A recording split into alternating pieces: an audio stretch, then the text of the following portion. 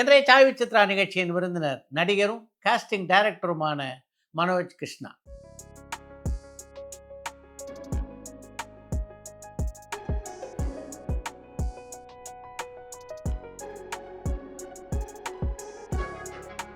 ரகுவரன், தலைவாசல் விஜய் ஆகியோரோடு திரைப்பட பயிற்சி கல்லூரியிலே படித்த மனோஜ் கிருஷ்ணா பாக்யராஜின் உதவியாளர்களால் சினிமா உலகத்துக்கு அழைத்து வரப்பட்டவர். இப்ப சில சப்ஜெக்ட்டுக்கு ஸ்பெஷல் கிளாஸ் அட்டெண்ட் பண்றேன். எந்த ப்ரொஃபசர்கிட்ட படிக்கிறேன்னு எனக்கு தெரியும்டா. அப்பப்ப டெவலப்மெண்ட் அப்பாட்ட வந்து சொல்லு என்ன. 25க்கும் மேற்பட்ட படங்களில் நடித்துள்ள மனோஜ் கிருஷ்ணாவுக்கு திருப்பு முனையாக அமைந்த ஒரு திரைப்படம்னா அது சூப்பர் ஸ்டார் ரஜினிகாந்தின் ஊர்காவலன் திரைப்படம். பல திரைப்படங்களில் நடித்ததற்கு பின்னாலே நடிகர்களுடைய காட்சிகளை நிர்வகிக்கின்ற ஒரு நிறுவனத்தை தொடங்கிய மனோஜ் கிருஷ்ணா அசின், நமிதா, சந்தியா உட்பட 25க்கும் மேற்பட்ட நடிகைகளை தமிழ் சினிமா உலகுக்கு அறிமுகப்படுத்தியிருக்கிறார். ஒரு நடிகராகவும் காஸ்டிங் டைரக்டராகவும் இந்த சினிமா உலகத்திலே தான் பெற்ற அனுபவங்கள் பலவற்றை இந்த நேர்காணலிலே பகிர்ந்து கொண்டிருக்கிறார் மனோஜ் கிருஷ்ணா.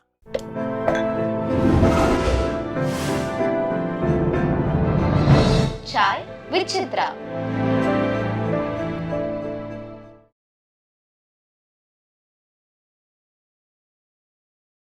வணக்கம்.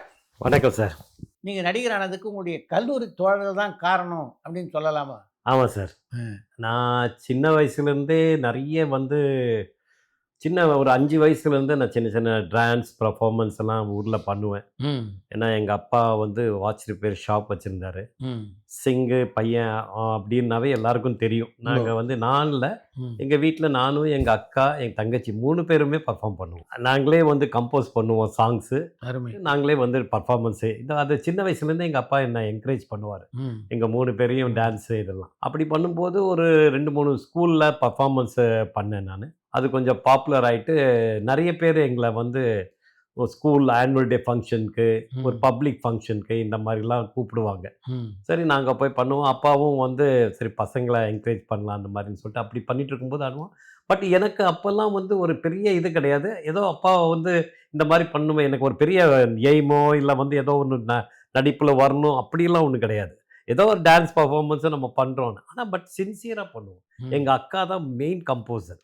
ரொம்ப நல்லா பண்ணுவாங்க அவங்க கம்போசர் சாங்கெல்லாம். ஸோ என்ன பண்ணுவோம், எங்களுக்கு இது எப்படி ஆரம்பிச்சதுன்னா, வீக்லி ஒன்ஸ் அப்பா படத்துக்கு கூப்பிட்டு போகிறதோ இல்லை வெளியில் கூப்பிட்டு போகிறதோ, அவங்களுக்கு நாங்கள் இந்த மாதிரி இப்போ டான்ஸ் பர்ஃபார்மன்ஸ் பண்ணி சக்ஸஸ்ஃபுல்லாக பண்ணிட்டோன்னா உடனே அவங்க அப்பா அவங்களுக்கு இன்றைக்கி தேட்டரில் இந்த சினிமா கூப்பிட்டு போகிறேன் அப்படின்னு சொல்லுவார். அந்த மாதிரி என்கரேஜ் பண்ணுவார் அவர். ஸோ அப்படி ஆரம்பித்தது தான் ஒரு விளையாட்டா. அதுக்கப்புறம் பார்த்தீங்கன்னா ஒரு 12 வயசு இருக்கும் எனக்கு. எங்கள் தாத்தா மாடர்ன் தியேட்டர்ஸ்னு ஒரு கம்பெனி சேலமில் உங்களுக்கு தெரிஞ்சிருக்கும். ரொம்ப ஃபேமஸ். அதில் ஆமாம், அதில் எங்கள் தாத்தாவுடைய ஃப்ரெண்டு ஒருத்தர் இருந்தார், காஸ்டியூமர் அர்த்தநாரின்னு சொல்லி. அர்த்தநாரி உங்களுக்கு தெரிஞ்சிருக்கும். அவர் தான் எங்கள் தாத்தாவுக்கு ரொம்ப ஃப்ரெண்டு. அவர் இந்த மாதிரி என் பேரன் ரொம்ப நல்லா டான்ஸ் எல்லாம் ஆடுவான், அவனுக்கு ஏதாவது ஒரு சான்ஸ் இருந்தால் சொல்லுங்கள் அப்படின்னு சொல்லி வச்சுருந்தார் போல இருக்கு. ஒரு நாள் திடீர்னு கூப்பிட்டு, உங்கள் பேரனை வர சொல்லுங்கள், ஒரு 2-3 நாள் ஒர்க் இருக்குது, சின்ன பசங்க ஒரு 4 பேர் வேணும், அதில் ஒர்க் இருக்குது அப்படின்னு சொன்னாங்க. சரி உடனே எங்கள் அப்பாவுக்கு ரொம்ப சந்தோஷம். சரி வான்னு சொல்லிட்டு சேலத்துக்கு கூப்பிட்டு போனார்.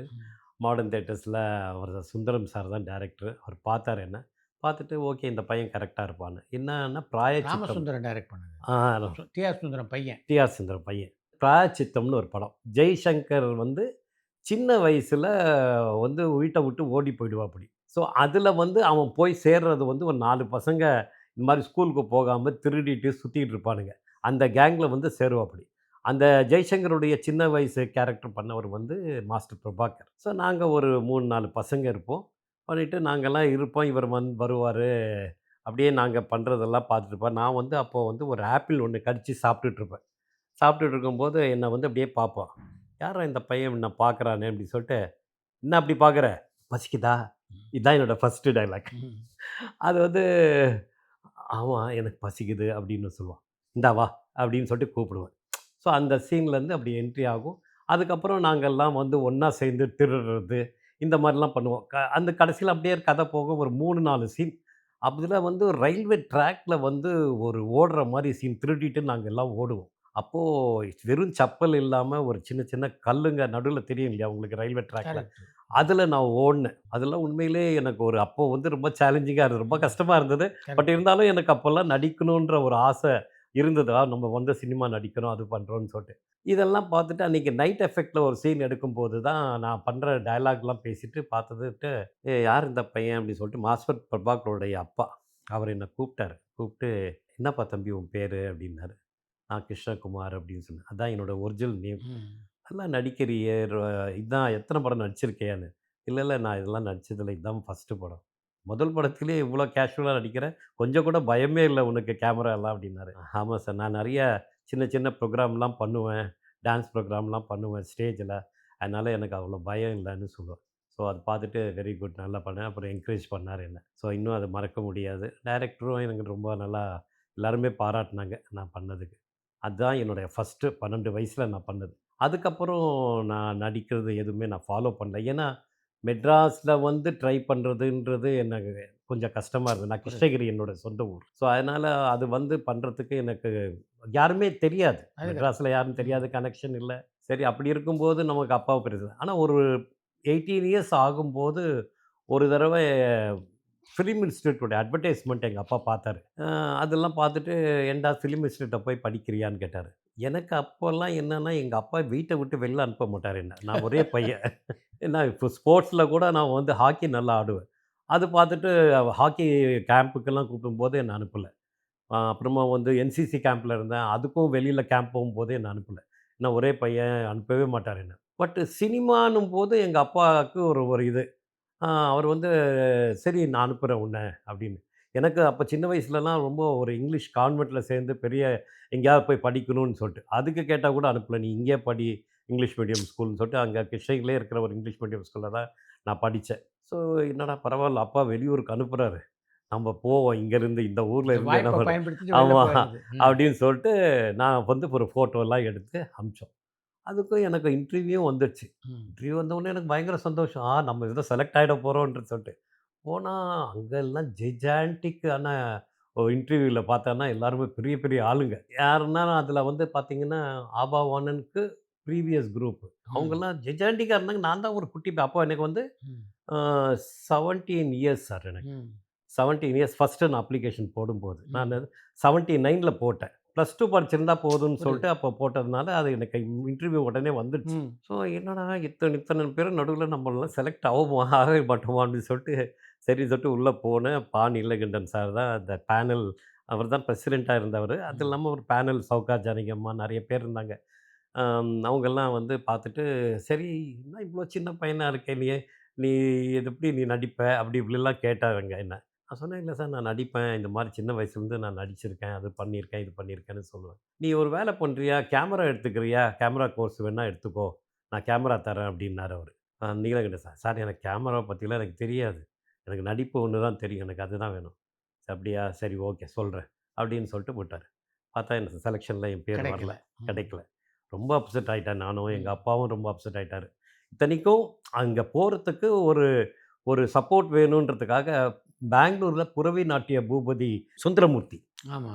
நீங்க கேள்விப்பட்டிருப்பீங்க. நல்லா அவர் வந்து எங்களுக்கு ஒரு ஃபேமிலி ஃப்ரெண்ட். ம். அவர் வந்து நான் வந்து அ நடிகர் சங்கத்தில ஒன் ஆஃப் த இதா இருக்கேன். நான் வந்து உங்க பையன நான் கூட்டிட்டு போயிட்டு நான் ஏற்பாடு பண்றேன்னு சகஸ்ரநாமம் சார் கிட்ட போயிட்டு என்ன எஸ்.வி. ரெக்கமெண்ட் சஹஸ்ரநாமம். எஸ்வி ம். சகஸ்ரநாமம் சார் போய் பார்த்து, பண்ணி அதுக்கு என்ன நான் பண்றேன் அப்படின்னு சொல்லிட்டு அவர் ஒருத்தர் இருந்து எனக்கு அங்க இருந்தார். ஸோ அத வச்சு நான் பண்ணேன், போனேன். அப்பதான் நான் போயிட்டு இந்த இன்ஸ்டிடியூட்ல நுழையறதுக்கு அவர் ஒரு காரணம் எனக்கு. ஆனா அது சரியா வரல. ஆனா அது செலக்ட் ஆகல. உடனே என்னடான்னா அவருக்கும் அப்செட் ஆயிட்டாரு. அப்புறமா கேட்டா, "இல்ல அவன் ரொம்ப சின்ன பையனா இருக்கான். அதனால தான் பண்ணல" அப்படின்னு சொன்னாங்க. "நீங்க அடுத்த வருஷம் ட்ரை பண்ணுங்க. கண்டிப்பா ம். கிடைச்சிரும்." சரி ஓகே அப்படின்னு சொல்லிட்டு அப்ப காலேஜ் வந்துட்டேன் நானு. காலேஜ் படிக்கும்போது நான் போட்டேன். சரி இந்த வருஷம் ட்ரை பண்ணலான்னு சொல்லிட்டு. அந்த வருஷமும் அப்ளிகேஷன் எனக்கு வந்து இன்டர்வியூ கார்டு வந்தது. சரி நான் போயிட்டேன். போயிட்டு பார்த்து பேசினேன்னா, "ஓ! வந்துட்டியா நீ இந்த வருஷமும்?" அப்படின்னாங்க. சரின்னு சொல்லிட்டு நான் பண்ணேன். ஆல்மோஸ்ட் இந்த வருஷம் உனக்கு எப்படியும் கிடைச்சிரும் அப்படின்னு ஒரு ஹோப் குடுத்துருந்தாங்க எல்லாருமே. நானும் நடிச்செல்லாம் காமிச்சேன். அது ஆஸ் யூசுவல் எல்லாம் அப்புறமா பார்த்தா கடைசியில பார்த்தா அந்த வருஷமும் என்ன ஆயிடுச்சு, என்னோட செலக்ஷன் லிஸ்ட்ல என் பேர் வந்தது. செகண்ட் லிஸ்ட் மாரி ஒண்ணு போட்டாங்க லாஸ்ட் மினிட்ல. ம். பார்த்தா அதில ரெக்கமெண்டேஷன்ல ஹைலி ஒரு பெரிய ரெக்கமெண்டேஷன்ல 2 பேர செலக்ட் பண்ணதுல என் பேர தூக்கிட்டாங்க. ஓ! கடைசியா இருந்த என்னோட 2 பேரு தூக்கிட்டாங்க. அவங்கள போட்டாங்க. நான் கொஞ்சம் கூட எதிர்பார்க்கல அது. என்னடா நமக்கு இதில வரவே வராதான்னு அப்பதான் எனக்கு ஒரு வெறியானது. நம்ம இதில ஏதாவது ஒண்ணு சாதிக்கணும். நம்ம வரணும்.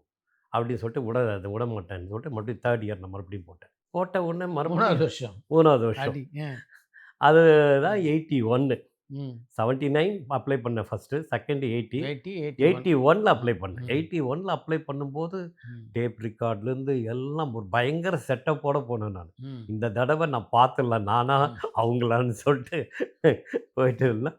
அவங்கவுங்க இஷ்டத்துக்கு பேசிட்டு இருந்தாங்க. எல்லாரும் நானும் வந்து அந்த பராசக்தி டைலாக் ஆ. பராசக்தி டைலாக் தான் நானும் படிச்சுட்டு போனேன் பேசலாம்னு சொல்லி. பார்த்தா இன்டர்வியூ எனக்கு முன்னாடி ஒரு 7, 8 பேர் உட்காந்துருந்தாங்க. அதில் 4, 5 பேர் பராசக்தி டைலாக். எல்லாரும் பராசக்தி.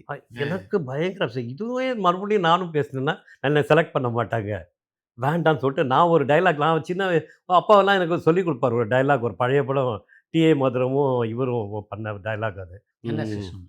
என்எஸ் கிருஷ்ணன் சாரும் டிஏ மதுரமும் பண்ண ஒரு பியூட்டிஃபுல் டைலாக் அது. அது வந்து எனக்கு சொல்லி கொடுத்தாங்க. அது டக்குன்னு ஞாபகம் வந்தது அந்த டைலாக். சரி இந்த டைலாக் பேசுவோம், நம்ம டான்ஸ் எல்லாம் பண்ணி காமிச்சிருவோம் அப்படின்னு உள்ளே போன செட்டப்போட பார்த்துட்டு, ஏய் நீ இந்த வருஷம் மறுபடியும் வந்துட்டியா பாண்டியன் சார். சார் நான் வந்து இவனை விட்டா கஜினி முகமது வரை படம் எடுப்பான் போல இருக்கு அப்படின்னாரு.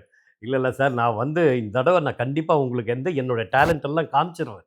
அப்போவும் சவுகார் ஜானகி மேடம் இருந்தாங்க, சகசன் நாம இருந்தாங்க, அப்புறமா நீலகண்டன் சார், இன்னொருத்தர் யாரோ காலேஜ் சேர்மன் பிரின்சிபல் அவங்க யாரோ இருந்தாங்க. 4 பேர் இருந்தாங்க.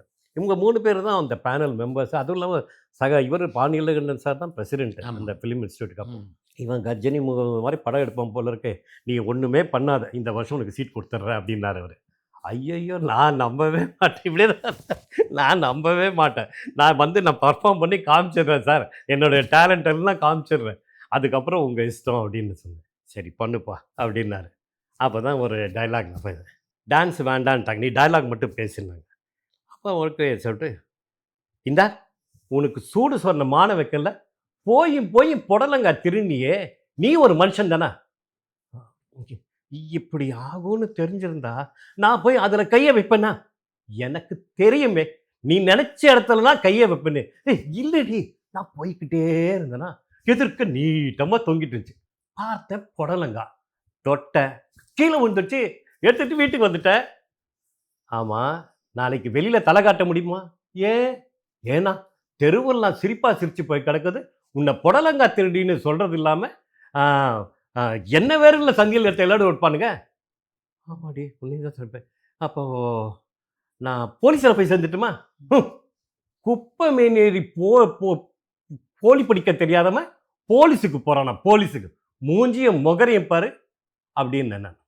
உடனே சவுகார் ஜானகியம்மா, அது என்ன மேடேரி அப்படின்னாங்க. குப்பை மேடேரி அப்படின்னு.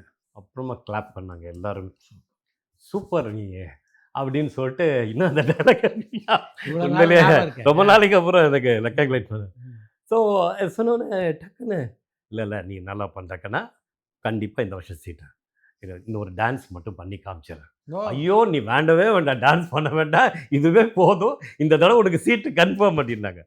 நம்பி போகலாமா சார், வேறு ஏதாவது ரெக்கமெண்டேஷன் யாராவது போட்டுடாதீங்க சார் அப்படின்னேன். இல்லை கண்ணா கண்டிப்பாக உனக்கு சீட்டு உண்டு, தைரியமாக போகணுன்னு சொல்லிட்டு எல்லோரும் போனாங்க. இப்போவே நான் சைன் பண்ணிடுறேன் அப்படின்னாங்க.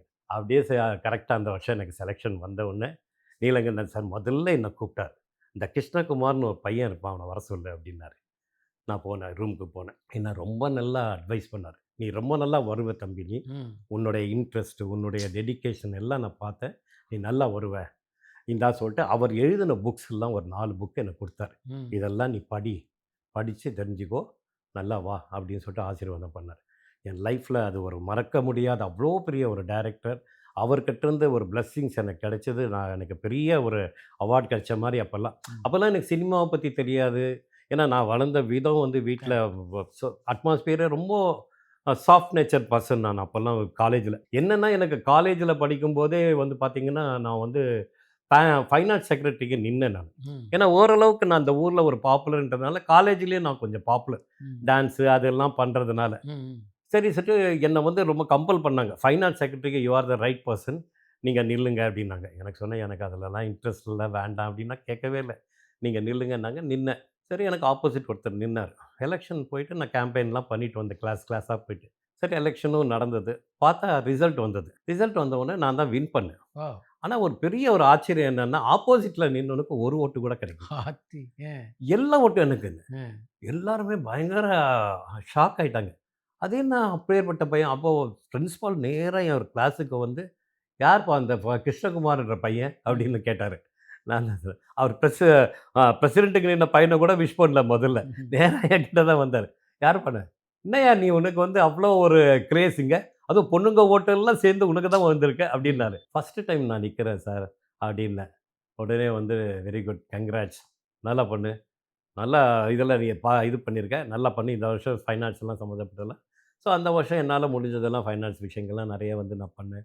நல்லா ஆர்கனைஸ் பண்ணேன். அப்புறமா அடுத்த வருஷமும் நிக்கும்போது, அ மறுபடியும் செக்ரட்டரி ஃபைனான்ஸ்க்கு இதுக்கு நிக்கும்போது, அப்புறமா சொன்னாங்க, "இல்ல, இல்ல இந்த வருஷம் நான் வந்து ஃபிலிம் இன்ஸ்டிடியூட்" அப்ப தான் நான் போட போறேன் ஃபர்ஸ்ட் இயர். போ ஃபிலிம் இன்ஸ்டிடியூட் போயிடுவேன் நானு. அதனால நான் நிக்கல அப்டின்னேன். ஆப்போசிட்ல எனக்கு நிக்கிறவன் வந்து என்ன கேட்டுட்டு நின்னான். சார் நீங்க நிக்கலன்னா நான் நிக்கிறேன் சார்.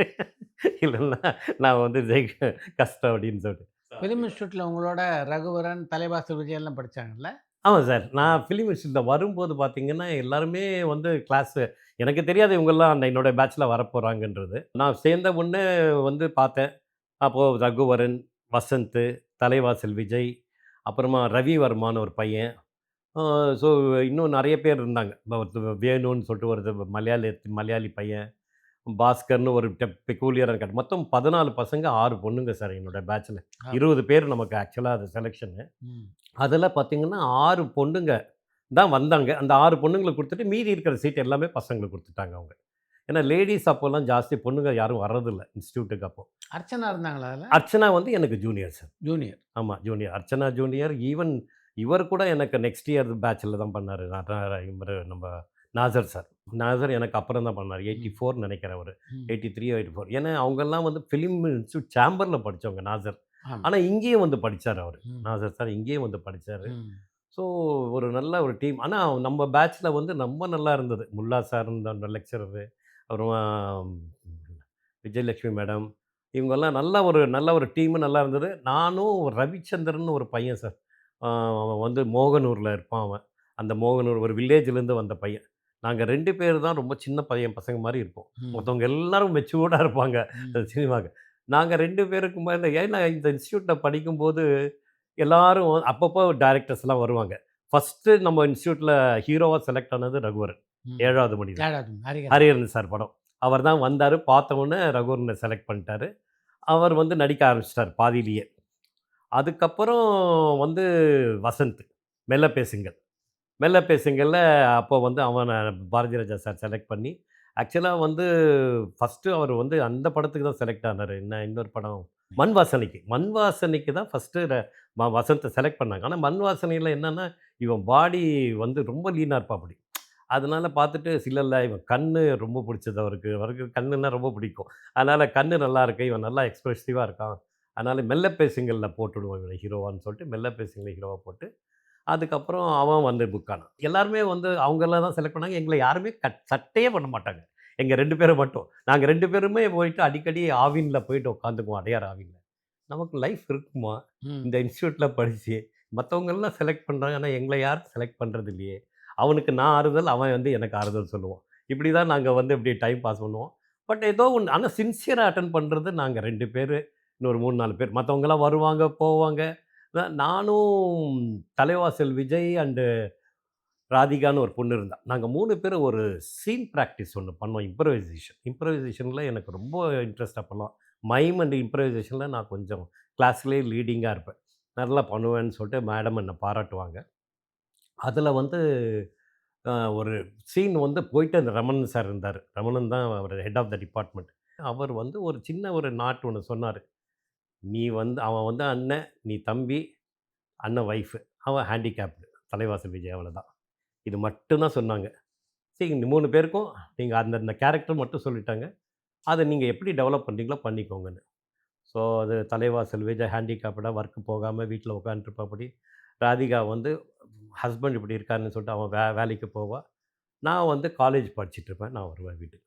ஆனா வந்து ஒரு டெவலப் பண்ண அண்ணிய பத்தி தப்பா பேசுற அளவுக்கு ஒரு விஷயம் நடக்கும். அவங்கள வந்து நான் வந்து ஒரு தியேட்டர்ல பார்த்தேன். அப்படின்ற ஒரு விஷயத்தில் ஒருத்தர் கூட பார்த்தேன். ஏன்னா நீ அந்நிய வேலைக்கு அனுப்புகிற, நான் வந்து வேலை செய்கிறேன், நான் படிப்பு நிறுத்திட்டு நான் வந்து இதில் பண்ணுறேன் அப்படின்னு ஸ்டார்ட் ஆகும். என்னடா நீ அந்நியை பற்றி இப்படி சொல்கிறேன்னு இப்படி ஸ்டார்ட் ஆனது கிட்டத்தட்ட ஒரு 45 மினிட்ஸுக்கு மேலே போயிட்டு இருந்தது அந்த கான்வர்சேஷன் எங்களுக்குள்ள. எமோஷனல் ட்ராமா அது பயங்கரமாக இருந்தது.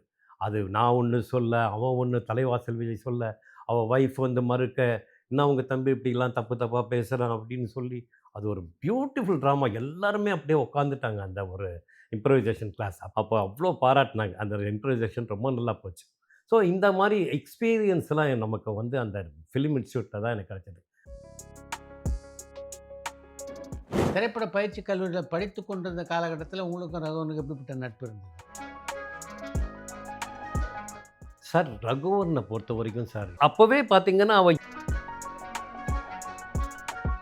எக்ஸாம் முடியறதுக்கு 1 மந்த் பிஃபோர் காலேஜ் இருங்க முடிய போகுது இன்ஸ்டியூட்டில் பாக்கியராஜோடைய அசிஸ்டன்ட் டீம் வந்தாங்க. நீ செலக்டட் பண்ண நம்ம படத்தில் நீ தான் ஹீரோ. சார் தப்பாக நினைக்கலன்னா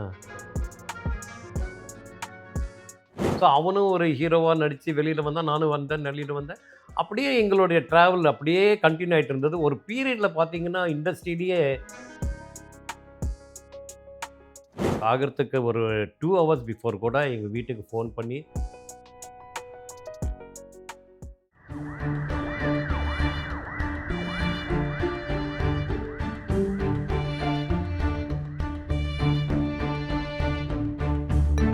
பரபரப்பான சினிமா செய்திகள், நட்சத்திரங்களின் பேட்டிகள், சினிமா வரலாறு ஆகியவற்றை பார்க்கவும் படிக்கவும் உங்களுக்கான இணையதளம் touringtalkies.co.